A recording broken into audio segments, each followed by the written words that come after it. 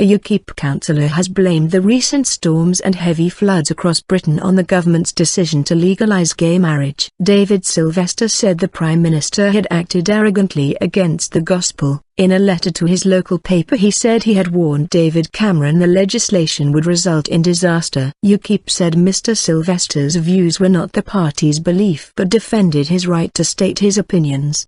Divine retribution.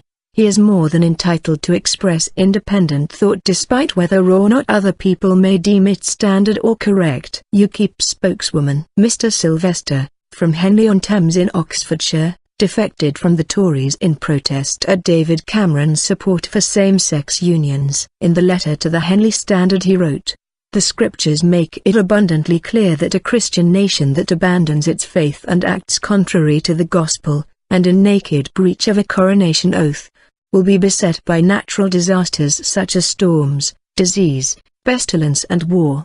He added, "I wrote to David Cameron in April 2012 to warn him that disasters would accompany the passage of his same-sex marriage bill. But he went ahead despite a 600,000 signature petition by concerned Christians and more than half of his own parliamentary party saying that he should not do so." He then went on blamed the Prime Minister for the bad weather. "It is his fault that large swathes of the nation have been afflicted by storms and floods." He went on to say that no man, however powerful, can mess with Almighty God with impunity and get away with it. A UKIP spokeswoman said, "It is quite evident that this is not the party's belief but the councillor's own, and he is more than entitled to express independent thought despite whether or not other people may deem it standard or correct." Independent thought made the UK a wonderful, proud, diverse and free country. Henley's Tory MP John Howell said, "I thought Mr Silvester's letter was not the sort of thing that he should have written in today's age. He really needs to consider his position."